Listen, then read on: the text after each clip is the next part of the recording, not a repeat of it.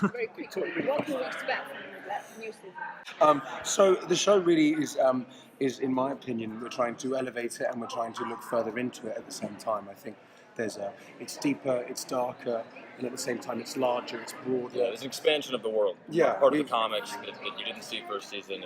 It's really broadening with more locks. The purifiers. You're lying! There's sort of more.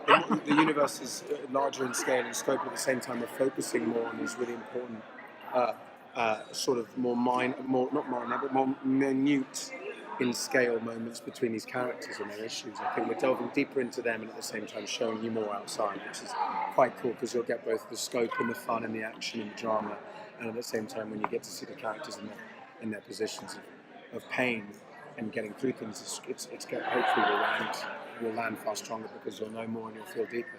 I mean, how much of an impact is the split between the Hellfire Club and the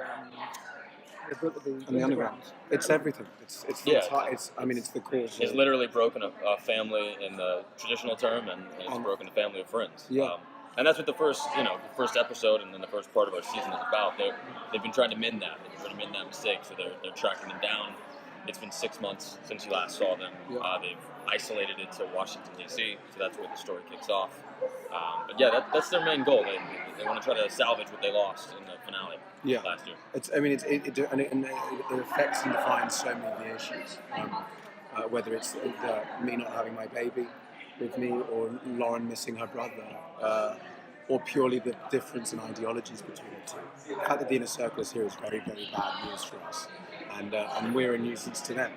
So do we persuade the others to come back, or is it a fight to the death? And it might actually come to that. There might actually be some really, really dangerous ramifications.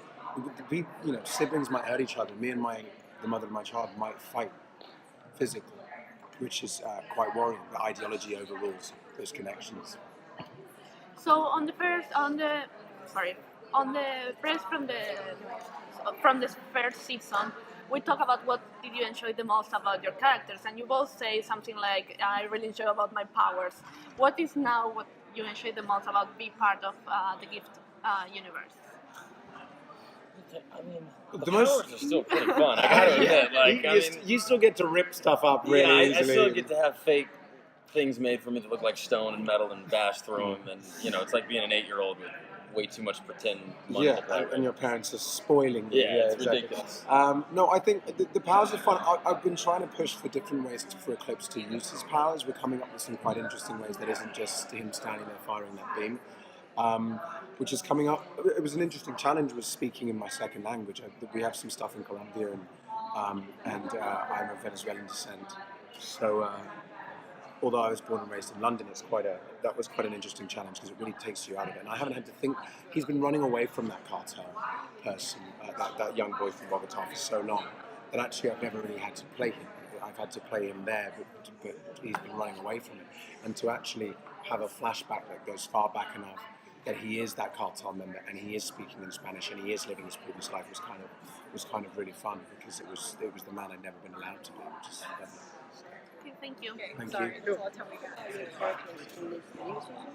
In the new season, my character's a mother, so with that comes every fear and every the weight of the world is on her shoulders. Before she was like, I need to save the world for everyone else, and now she's like, I need to save the world for my daughter, for my flesh and blood.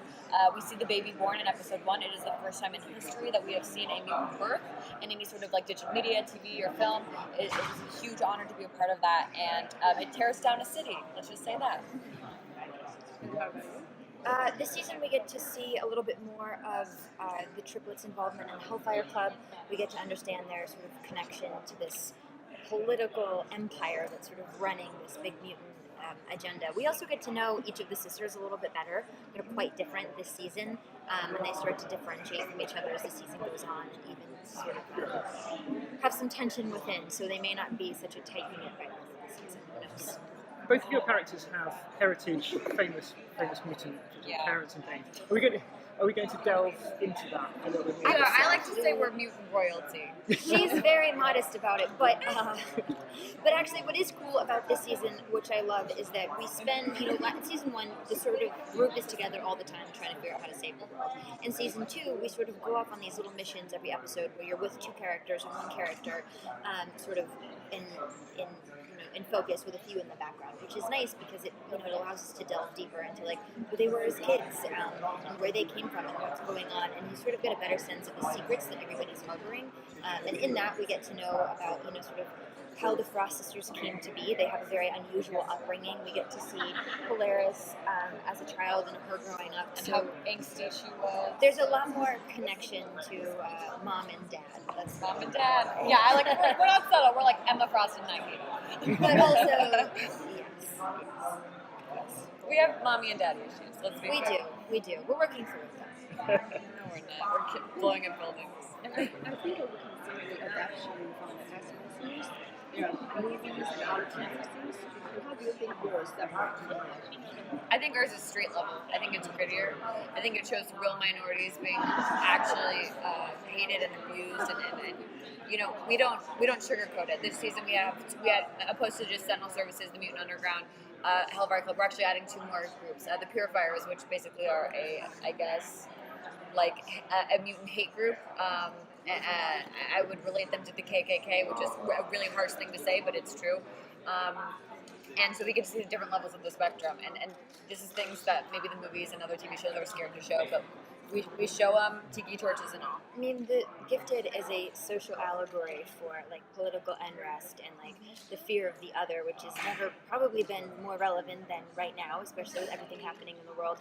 I think it's a really great way to sort of understand how certain people come to believe the things they believe, whether or not you identify or believe them.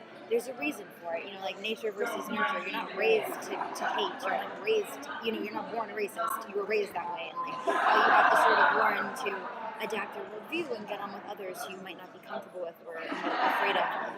And our show is just really mimicking real life and hopefully holding up a mirror that challenges people to think a little bit more compassionately when dealing with, And not just other people. Yeah, and not just real life now. It's real life for generations. I mean, Skyler earlier was talking. She was listing off things that relate to our show. She listed contemporary times, our current political climate. She talked about the Holocaust. She talked about segregation in the United States. She talked about slavery. She talked about the 60s.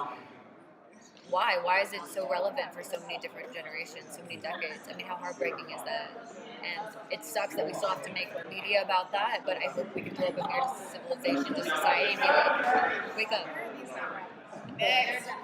Thank you. Thank you so much. So this season you've got a big split in the family because of the split into 2 factions. How is that going to have ramifications on the Struckers? You do this, right? I think that when you meet the Struckers for the first time, you meet this very suburban family who doesn't really have major edge to them. So when Andy destroys the school in season 1, obviously there's a huge break in our family that happens naturally because his character was a prosecutor. And then I think through season 1 you kind of see our family come together and have this world, but you don't realize that Andy has been on a different path the entire time, and he has this darkness inside of him that he finds in another family. And when that happens, I think that it definitely tears us apart and makes us crazy, because it's my brother and my character. It's really interesting, and it's like, as a father myself, it's like seeing somebody that you love choose a different path to the one that you have hoped for them is a huge thing, and so that is something that we will play through the season, that you will see us kind of coming to terms with his choice, as opposed to some of us thinking that it might be something that was forced upon him, that it's something that he's chosen, and how that makes us feel, and embracing, my character was stopped at age 15 from becoming a mutant, and therefore he's kind of questioning what he would have been if he'd been allowed to carry on instead of being stopped, and that's having an effect. And that, and what he's seeing in these 2 kids with their powers is what he might have been. So it's there's a lot of tension within that. And do you think that why people just can get enough of this mutant materials? Look, I was on a show that has a very similar framework.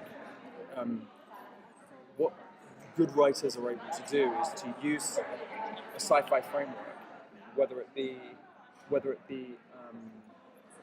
Battlestar Galactica, whether you're in space, or whether you're in Vampire World, or whether you're in whatever, you're able to tell a story without, like, if we were telling this exact story in today's America, it would have a different way of playing out. You'd have to be much more subtle about how you dealt with it. But by doing the story in the mutant world, you get to talk about things very head-on and right on the pulse and on the button, without having to be subtle about it.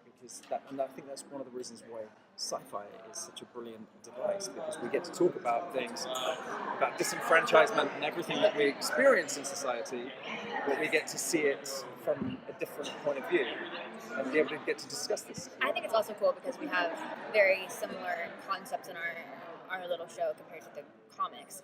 A lot of the same characters are involved, so I think it's also cool for people that are growing up on the comics to be able to go back and be like, oh my gosh, that's Blair, that's Blink, that's the Struckers, that's Thunderbird. I think that that's also really cool, and I think that we also have great characters. Like, we have very dynamic characters, and we'll definitely be able to see exactly who they are this season. Yeah. Who are your favorite? Not to end there, guys. Who are my favorite Mutants? Who are your favorite X-Men? on our show? No, for any X-Men show. I like Storm. I was gonna say that. Oh, Yeah. I have that's why. I like the weather. I like rain. I love Halle Berry. Rain. I don't want it always to be sunny all the time. Can I ask you guys? Boom, boom, boom, boom, boom. We like playing cards. Where's I'm like, the- all right, which one's I'll the- raise your recorder. Yeah.